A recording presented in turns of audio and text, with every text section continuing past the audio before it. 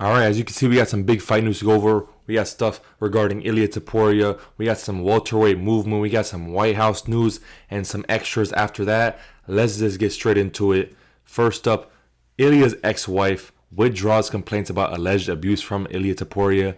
If you remember, back in, I think it was like December, January, this whole thing, Ilia started picking up more, and his wife was saying, was it kind of blackmailing him? No, not blackmail, because there wasn't even anything against him. It was like, oh, if you don't give me this amount of money, I'm going to say you abuse me and all this shit, which obviously turned out not to be true. And there's more information regarding their financial and custody agreement. His ex-wife will have primary custody of their daughter, but she'll continue living in Spain, so Ilia could see his daughter regularly. Before, she wanted to go move to Miami with the daughter, and obviously Ilia lives in Spain, so he wouldn't be able to see her, and she's very young. I think she's like still like toddler, I think, or like very small. And they've agreed on a standard visitation schedule that fits with Ilia's schedule. Obviously, the professional athlete, you got to fit with that. And the financial agreement is on the terms that Ilia requested months ago, and part of the agreement includes Georgina remaining in Spain with their daughter. So, just again, I don't remember the financial agreement, if it was public or not, exactly what it was. And then also, Ilia will return to his mansion in Madrid, which he requested because it has perfectly equipped gym for his training, and he had made a very large financial investment. That's the one that's like a $2 million gym, a $3.5 million house, or some shit like that. And I remember there was a report saying it went up for sale. He put it up for sale a few weeks ago, but that was not true. Obviously here, and it also came out like last week that it wasn't true. So he's gonna be continuing to training in that nice ass gym. His gym is sick. Like they have the pads, the mats, the weight room, all the equipment, like the data. I think they have like a DEXA scan. They probably have like a VO2 max in there. They have some crazy stuff to get that data analytics, which is really the next level for strength and conditioning. You need that data analytics. But overall, it looks like Ilia will be fighting very soon. Again, he did say April to June. This was after like they had that court video where he's like coming out with his little smirk. She looks all whatever, just blank face. But this just makes it even better and more confirmation that Ilia will probably be fighting on the White House card. And we could even be getting an announcement very soon, because that leads me into my next point, where the White House matchmaking is being done today. Dana White replied to an Instagram post last night, so Monday night, with the following comment: White House matchmaking meeting is tomorrow, Tuesday. Mick Maynard flying in tomorrow for it. We will have fights dialed in by this weekend. I made a video on Saturday, talking about some fights for the White House card. Who said it? Ari Emanuel, the TKO CEO, said there's going to be about 6 or 7 fights on the card. So probably just all high-profile matchups. Ilia Gaethje has to be on there. We already know that.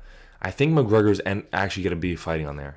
Maybe against Chandler. Maybe they pull out something at their ass, do a roofie or a Covington. I don't know. Probably not Covington. Nate Diaz. I don't think they'll do roofie because roofie would knock his ass out, but maybe a Chandler, because Chandler's like that one guy. It's like, okay, go in there, don't finish Conor, don't beat him, just make it fun. And he'll be like, all right, bet. Michael Chandler knows how to do that. Knows how to do that very well. Could be Michael Chandler. I think we're going to get...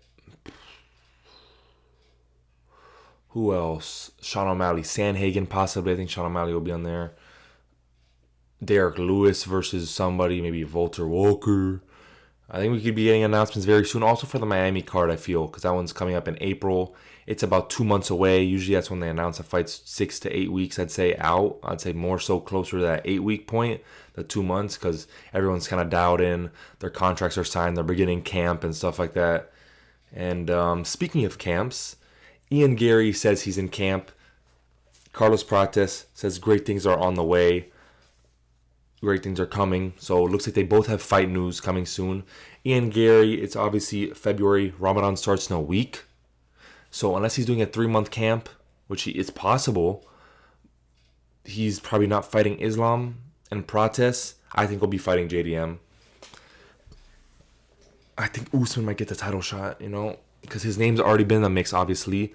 Same managers. And there's this guy, Rizvan Magomedov. I don't know. It says that's Islam's manager. I've seen that in a couple posts saying like they want Islam or whatever or they want Usman for Islam's first defense. I don't know. It's kind of weird because I thought Ali Abdelaziz was the manager, but I think they're under the same like business, you could say, or company for management. So whatever. But Ian Garry, I think his options are either Prates rematch, which it could make sense. I don't know if I don't know if I want him to see that. It would be about a year removed from that first fight. I don't know if I want to see that. I mean, I would love to see it. It would be great, but I think there's fresher matchups before a rematch between the two. You know, I think like we get a Prates JDM, a Prates Morales. Those are better ones. Or Ian Garry Usman, or Ian Garry Morales, Ian Garry JDM. I think Ian Garry should be fighting either Prates Morales or JDM, one of the guys up there. Not Usman, because Usman's like number 7. I think that would be more sense for like a Prates, maybe even a JDM versus Usman. And Ian Garry gets a title shot or Morales gets a title shot, and then whoever doesn't get matched up with Prates. It's like all over the place with this division. There's so many different routes you could go. There's so many guys who are deserving of either a title shot or a big name fight, a number one contender fight, something like that.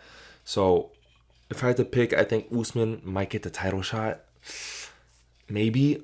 And then Ian Garry fights against Morales for number one contender fight. That makes 100% sense. If those two guys are not getting a title shot, they need to be matched up against each other. I think Morales wins that, honestly. And then Prates versus JDM. If it's a main event, 5 rounds, I go Prates in that one.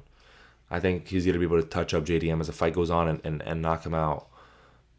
But yeah, so I think both these guys it could be a rematch as well. I'll be dope. But I think there's fresher matchups, better matchups. Especially like I said, if Ian Garry's not getting a title shot, Morales is not getting a title shot, that's the fight to make 100%.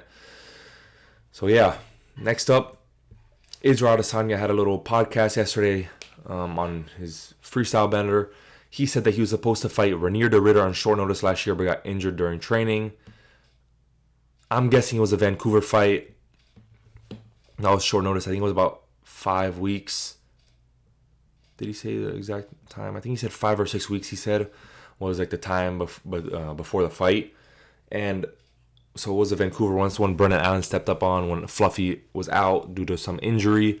But yeah, that was a fluke fight for Ranier de Ridder. I don't think he's that good. He's great. He's a great fighter. But that fight was like a fucking one-off terrible performance, bro.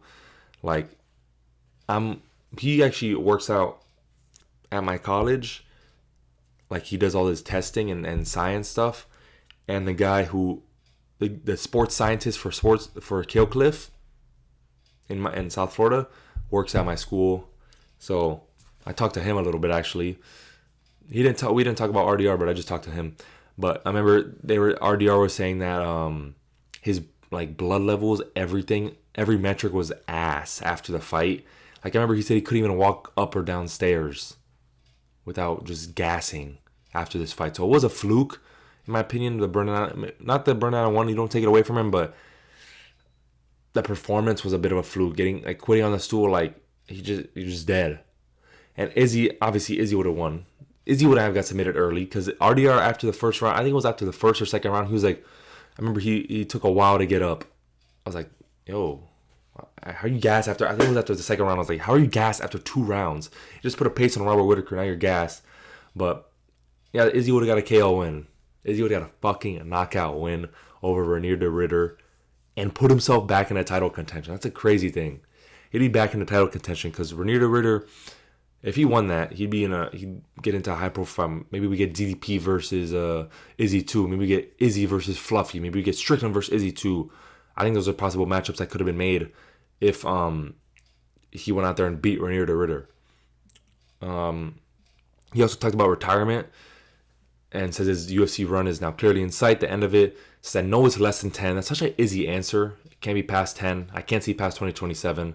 I don't think that's far ahead at that moment, but I do glance at it. I just know I'm on the tail end. I can see the finish line. I've been seeing this finish line, but now it's closer. Less than 10 is crazy. I don't think Izzy should be fighting more than like 3 times. Especially if he loses one more against Joe Pyfer. Like, that's a dangerous fucking fight. Like, I'm so fucking scared right now. Because, Big power puncher. Izzy's chin a little shot. He's not as skilled as like a Imavov or a DDP or Strickland, but it's just he's more dangerous in terms of his one punch KO power. But like I said, it's an Izzy answer. I know it's less than 10. Like, give us a better number. Like he said, but he was saying like fights this year against Pfeiffer, then one time at the end of the year, and then twice in 2027. And he's like, oh, I can't see past 2027. I can't look into 2028. I think he should maybe fight three more times, maybe 2, because if he loses again, especially by knockout or something or finish, especially knockout, just call it quits, bro. You don't want to be like Anderson Silva or just go out and just injure yourself more. Your legacy cemented. Just go on with your life, bro. Go on. Go do YouTube. I fuck with you on YouTube. So, yeah. Next up, Jailton Almeida, after another shitter performance, is going back to light heavyweight according to his manager. He moved up to heavyweight for a reason, but he hit the ceiling of the top 5 and something needed to change. In light heavyweight, a lot of changes, body, speed, and type, the level of opponents. The question is whether the division switch will already give him better results, or if we'll just need to adjust his strategy and attitude in the fights. Maybe the change will help facilitate that adjustment. Yeah, whatever. So I think it's definitely mental on his part, because we saw it against Spivak, right? He went out there, just pieced him up. Obviously, Spivak's not like some good striker, but he went out there, he was aggressive on the feet, pieced him up, and got a TKO. I think TKO via ground and pound, like dropped him and then TKO ground and pound, via ground and pound. But yeah, so if he would have just opened up more, because he doesn't weigh that much. I think he's in the 230s, so he's not that heavy. For a heavy when you're going guys against 10 pounds more than you, 20 pounds more than you. Rizvan Kuniyev's, I think, was at the limit, like 264 or close to the limit. And I think it's more so a mental thing, because when he opens up versus like a guy like Spivak, like Kuniev this weekend, when he opened up a little bit on the striking, he was landing well and putting Kuniev on the back foot, but he wouldn't do it often. I mean, it might be the coaches, but it also might be the size discrepancy, where he's 10 pounds lighter than someone, 20 pounds lighter than someone. He can't hold them down as well and do ground and pound. It's either one or the other. Maybe that's what happened against Volkov. He can't hold down Volkov and do ground and pound. He couldn't even take down Kuniev, but I don't know. Maybe he had a hard time getting off the cage because the guy's way bigger than him. Now at light heavyweight, he's got to be evenly sized, maybe even have a size advantage over some people. In a division that's not really heavy with wrestlers, it's a lot of, or grapplers, a lot of strikers. There's some guys with decent wrestling, decent grappling, but nothing crazy. So I think it'll be a good move. You could give him someone like in that 7 to 13 range. I think a Jamal Hill would make sense, but because I think Jailton Almeida's number 8 today, 7 or 8 today in the rankings update. So you give him someone like that later on down the line, like a Jamal Hill, but he's fighting at the end of the year. You could give him a Uzdemir, a Guskov, a Reyes Walker, winner or loser, probably winner, or Rakic. Actually, not even Rakic. Rakic should fight maybe Jacoby or Krylov, who's coming off a win. So I think any one of those opponents, like I think the best options are Ozdemir or Krylov. Those two. One of those two. I know they're like 5 spots away, but Ozdemir, Krylov, maybe even a Guskov. That would be a good one as well. So I think it's a right decision for now. Try out light heavyweight. You were there before. I don't remember his success there, but heavyweight is just not looking like you're doing much. You could have success here at light heavyweight, you know. So next up, Vinicius Oliveira, also same thing. He'll be moving up though this time, moving up in weight class. End up suffering with the weight cuts. I agree. He's cutting 185 to 135 throughout his camp, and 165 to 135 on fight week, which is insane numbers. I thought maybe he'd give 135 another go, because he did say his weight cut was affected by his injuries, which was a meniscus, a broken arm in December, so about a month and a half out from the fight. Had a broken arm, so he couldn't train hard. He said he couldn't like really hit the bags hard or spar very hard because his arm was broken, so that messed up his initial cutting. That just happens naturally during the training process. Maybe he'd give it one more shot, but you know, and he said he fainted 4 times during fight week, was shaky on the scales, couldn't even balance, couldn't even walk off the scales without help. So, I mean, I think it's a good decision. Will he get a ranked opponent because he's ranked number 12 now in the bantamweight division? Will he get a ranked opponent? Maybe. Maybe he gets a pit bull, an Emmett with a loss versus Valeos, Ige with a loss, or an Onama. But he's going to be out for, I think, 6 months at least. I think that's what he said, like 180 days, the doctor said, to just chill out on the broken arm, because it's a lot to go through a fight camp and then fight with a broken arm. That fucks it up a little bit, makes it a lot worse. So, you know, I think it's the right decision. Maybe outside the rankings, it's a tough one. But I think probably a fight outside the rankings will be good for him. Like right outside there, someone right outside the top 15. Or like a Emmett, Pitbull, Ike Onama, one of those guys, I think, would be good options. Oh, fuck. Now the murderer, the sacrificial lamb, the charitable guy giving his chin up for everybody, Beneil Dariush, is reportedly taking on Manuel Torres. Stand Him Up posted this on Instagram. Not the most reliable source all the time, but they have some reliability. He said he thinks it will happen on UFC 327, but he heard the contracts aren't signed yet because the date's not confirmed. But it's basically as close to being done as possible. And yeah, dude, like this is just Beneil Dariush. 3 out of his last 4 losses, his fights have been knockouts in the first round. Especially his last one, face down, ass up against BSD in 16 seconds. Manuel Torres just gets knockout after knockout. He's a knockout machine. Just did it to Grant Dawson. Beneil Dariush is probably a better wrestler, or is the better wrestler. But it's like, dude, what is he gonna do? He's old now. He's slower. Manuel Torres is fast, powerful, good, pretty good takedown defense and an ability to kind of keep range away from takedowns. This is very dangerous. I think they're pushing up Manuel Torres. I thought Killen Salkill might get Dariush, but I guess they give it to Torres, and he's gonna fucking chin Dariush in the first round. If this is happening, which sucks, bro, because Beneil Dariush has a lot of knockout losses in his career, and I heard sometime around 2023 he had like multiple knockouts in training camp or in sparring, like in the gym, before like the Armand fight, before the Oliveira fight, and dude, like just back to back, just shocking your chin. It's like, come on, dude. But yeah, it's fucked up for him. Next up, Muhammad Mokaev of UFC been offered to compete against Mikey Musumeci, whatever the fuck his name is, for UFC BJJ title. Pretty interesting. But this is one step closer, I guess, to coming back to UFC. He's 24 years old or something like that, 25, undefeated. Got cut from the UFC in 2024 after he beat Manel Kape, out of all people, because he's a pain in the ass behind the scenes. But hopefully he learned, because he's looking good. His striking looks good. His grappling is obviously great. He's young as fuck. You could throw him in there with the Tyras, with the Vans, the Pantojas, the Kyoji Horiguchis, the Manel Kape. Very stacked division at the top. This guy could beat all of them. He's a tough matchup for every single one of them. I think they need to get him back in the UFC ASAP while the division's hot. The division's very hot right now, with Pantoja also coming back. You have Kyoji Horiguchi in the mix now. Those guys are a little older, though. And you put them in there, maybe get them in a Kape rematch one day. Like, you need to put this guy back in the UFC 100% soon. And lastly, we got Professor Finesser MMA, a.k.a. Ethan Ewing, a.k.a. Malcolm Woolmaker's fucking owner, whatever you want to say, whatever bullshit. He says counting cows again. You know what that means. Basically hinting at them fight news. This is very... he's emerged as the best prospect, if not, or one of the best, if not the best, in bantamweight. Actually, Alexander Topuria is the best. But he's up there in bantamweight and just in the UFC in general. Ethan Ewing, beat Malcolm Woolmaker pretty decisively on 2 days' notice. Yes, he had a fight a week before, but it's 2 days' notice in MSG against Malcolm Woolmaker, a knockout machine.